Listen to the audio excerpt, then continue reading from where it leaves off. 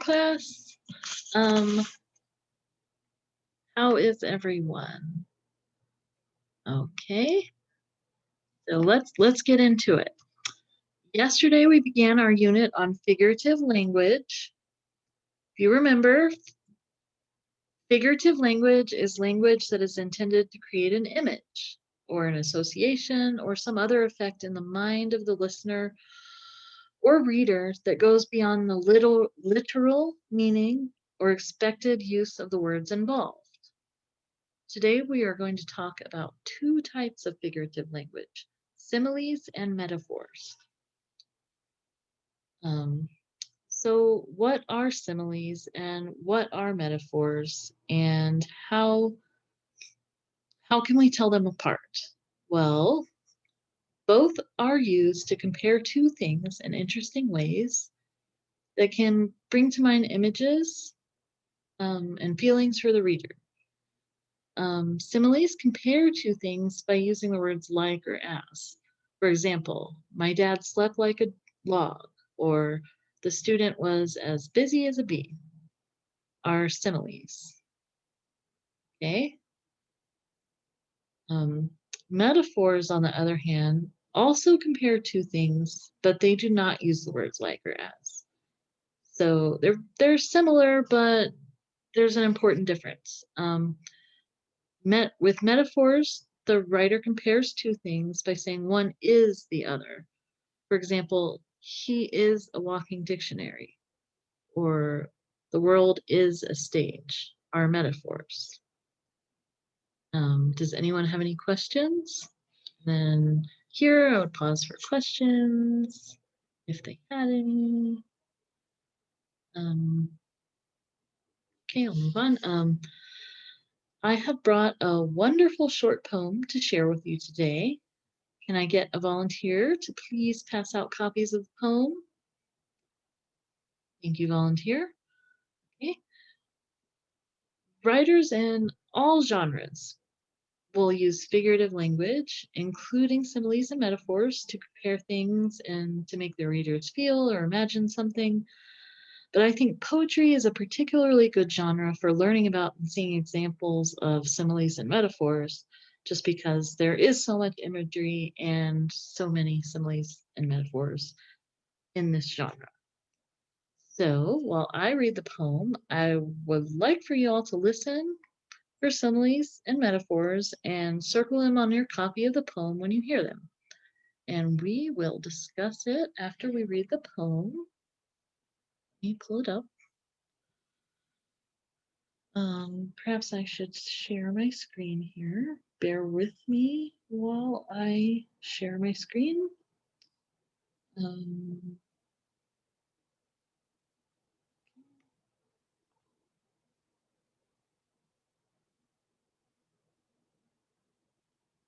all right.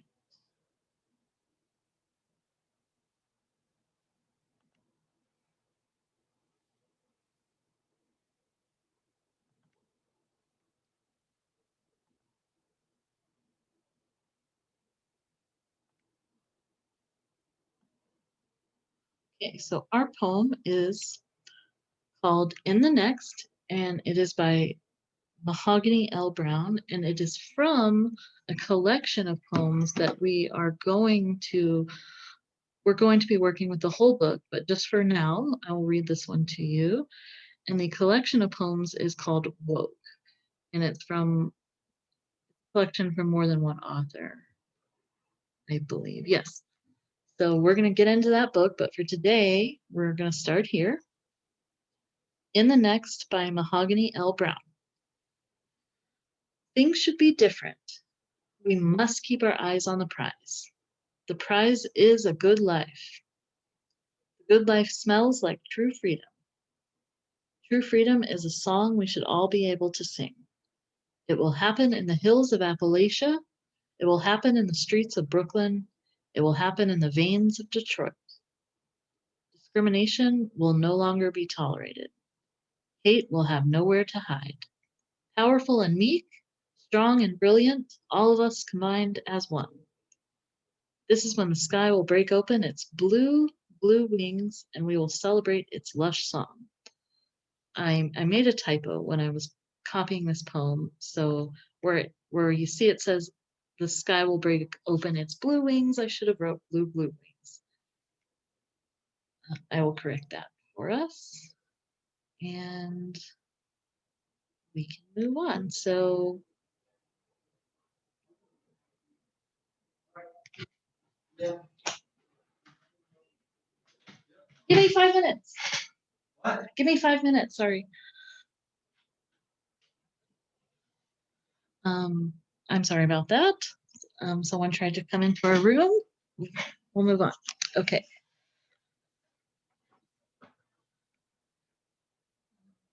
On track here with our meeting. Let's stop share. That's what we need. Okay. So from here, I would call on students and I would ask, what similes and metaphors did we find? And my expected answers would be the prize is a good life. For metaphor, the good life smells like true freedom for simile, and true freedom is a song we should all be able to sing for another example of a metaphor. Okay, and then I would move on to the active involvement portion. Now it's your turn to practice.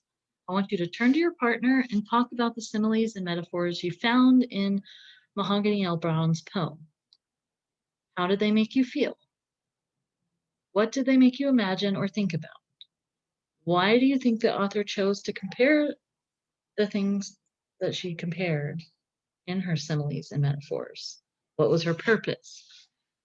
So I'm going to set a timer to give you 5 minutes to discuss the similes and metaphors from the poem with your partner, your thoughts on similes and metaphors, any questions you might have about similes and metaphors or figurative and literal language that we discussed earlier.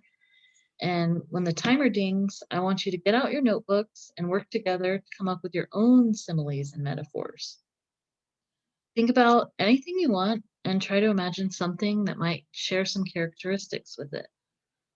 It can be funny, it can be thoughtful, it can be like, do you want your reader to picture like skies, blue skies and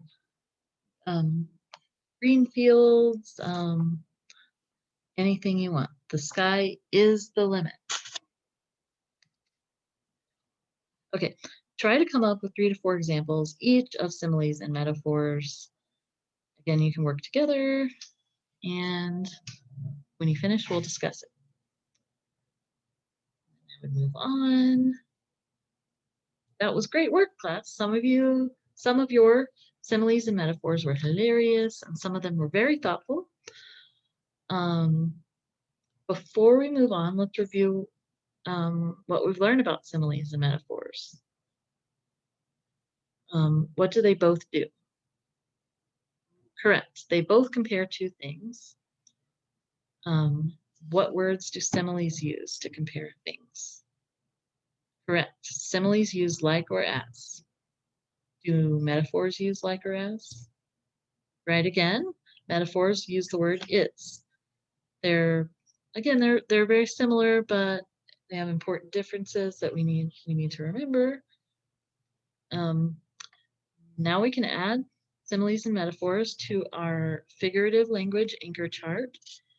You can use this. We're going to have it hanging up right up here on the board for you to help you locate and craft similes and metaphors in your reading and writing in this unit and beyond. So as you get to work today on your next writing assignment, remember that you can use similes and metaphors to compare things in interesting ways and can use them to make your reader imagine or feel something. And remember the examples you heard from your classmates today. Some were funny or silly, some were thoughtful.